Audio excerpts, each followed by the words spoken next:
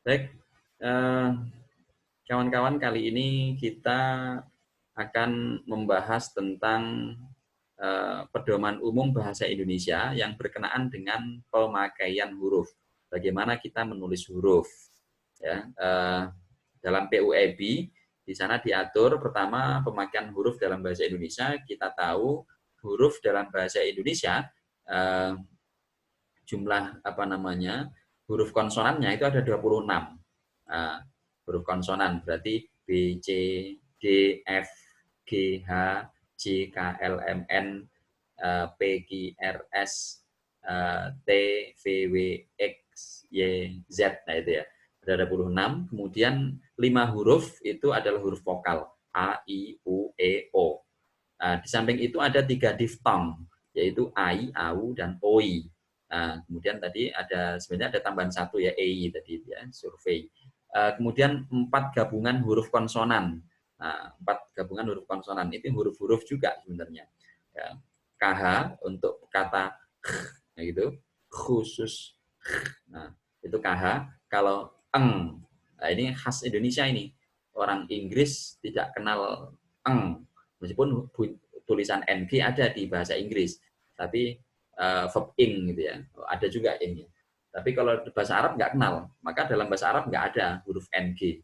Orang Arab akan kesulitan mengeja nama orang Indonesia, misalnya Sugeng. Nah, itu sulit bagi orang Arab itu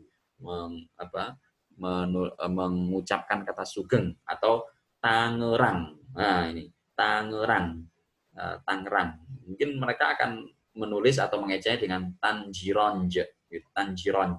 Itu orang orang Arab. Mereka nggak punya huruf ng.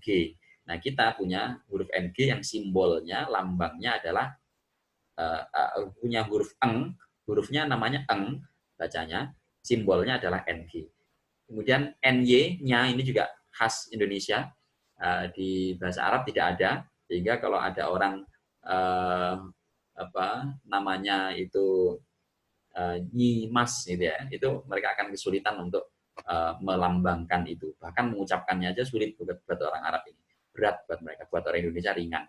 Kemudian sy, nah ini di Arab ada ya, syaiton, nah a'udzubillahi minasyaitonir rajim. Nah ini kalau dalam bahasa Indonesia lambangnya adalah sy. Kemudian pelafalan. Nah, ini hati-hati. Pelafalan dalam bahasa Indonesia itu harus sesuai juga dengan ejaan bahasa Indonesia. Banyak di antara kita mungkin yang nggak konsisten, ya.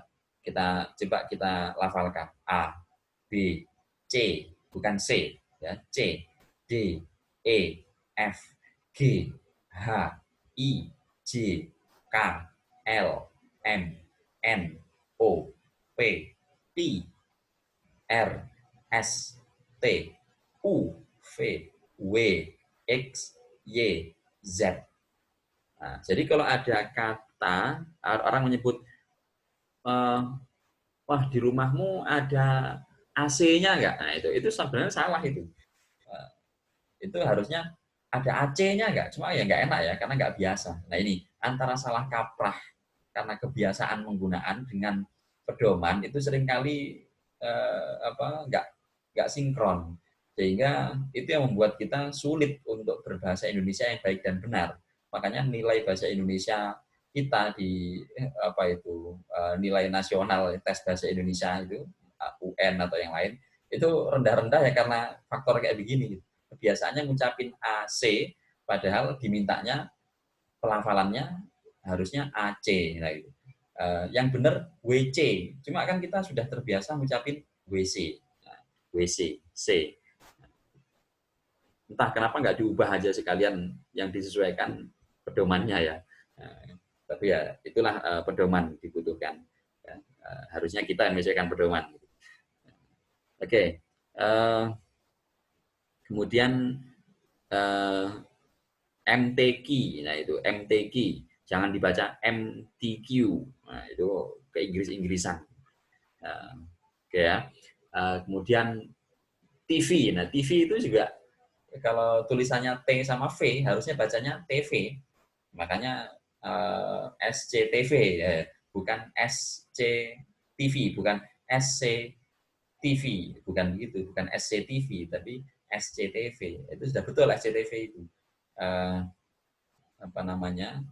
Justru yang salah itu kalau dibaca TV, kecuali kalau dilafalkan dalam bahasa, dalam katanya ya, menggunakan kata TV yang ada tulis yang disimbolkan dengan huruf TI, VI. Nah, itu bisa dibaca TV. Tapi kalau tulisannya T sama V, bacanya harusnya TV, itu bukan TV.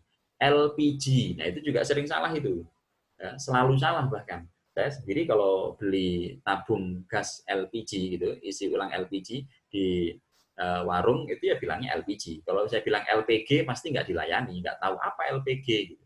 Nah, tapi yang meskipun secara kaidah yang benar adalah LPG, tapi kebiasaannya sudah enak menggunakan LPG. Ya, jadi harus dibedakan nanti ketika membaca naskah yang tertulis di situ LPG, bacanya harus LPG. Tapi kalau tulisan di naskah itu bunyinya pakai kata ELPIJI, maka harus dibaca LPG. Nah, itu ini kaitannya dengan bagaimana membunyikan simbol, membunyikan lambang huruf, lambang kata. Oke, contoh-contoh yang tidak baku. Ini silakan Anda cermati di sini ya, contoh-contoh yang tidak baku. Ya, misalnya di sini ada bakti, bakti sosial pakai BH, pakai BH.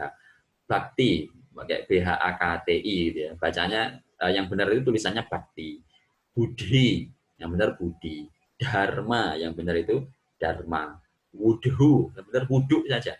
Ramadan, yang benar itu Ramadan. Maghrib, yang benar itu maghrib.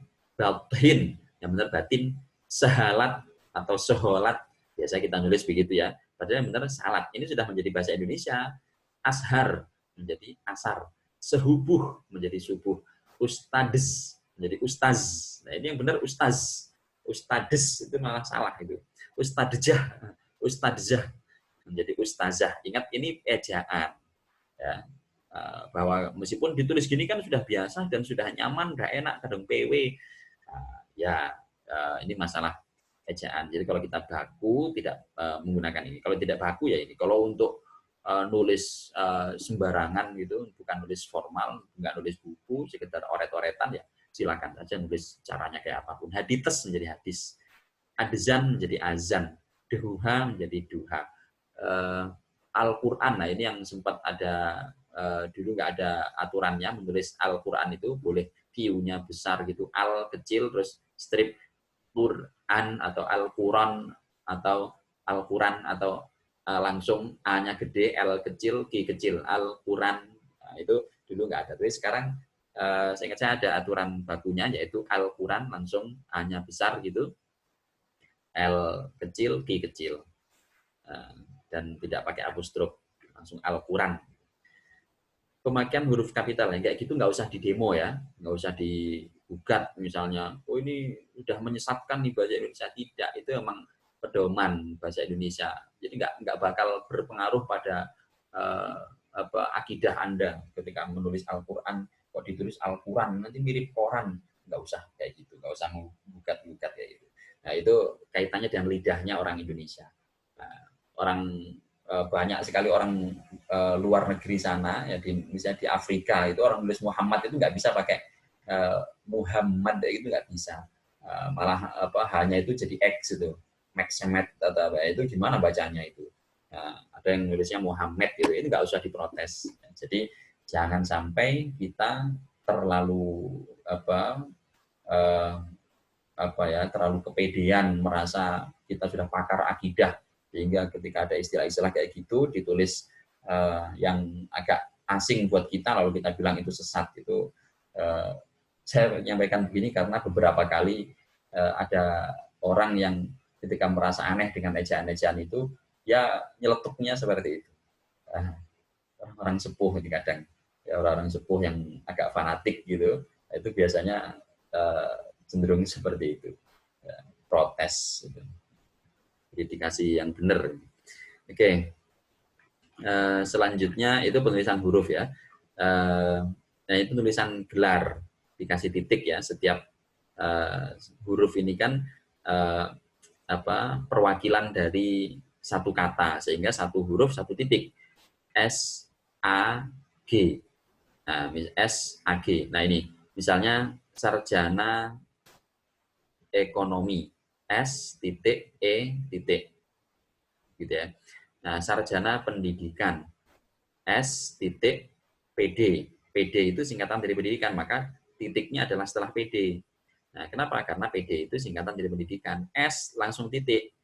Nah, kenapa? Karena S itu istilah untuk satu kata. Jadi istilah untuk singkatan untuk satu kata langsung dikasih titik. Doktor itu DR titik, bukan D titik R titik. Kenapa? Karena ini DR itu singkatan dari satu kata. Sarjana agama, S sarjana, AG agama. Jadi S titik AG titik gitu. Kalau gelarnya ada dua, misalnya S titik AG titik koma ya, M untuk master, A untuk agama, hum untuk humaniora. Berarti misalnya gitu ya, master agama bidang humaniora. Berarti M titik karena M kependekan dari master, A titik karena A kependekan dari agama, bidang humaniora berarti hum titik. Nah, antara SAG ya, tadi gelarnya dua, SAG dan MA hum misalnya. S titik AG titik koma M titik A titik hum titik. Itu penulisan gelar. Nah, ini Anda akan sering ketemu dengan penulisan gelar karena biasanya di mahasiswa itu semua dosennya pasti bergelar. Gitu. Nah, ini buat sebagian orang mengganggu kalau tulisannya keliru. Selanjutnya ini terkait dengan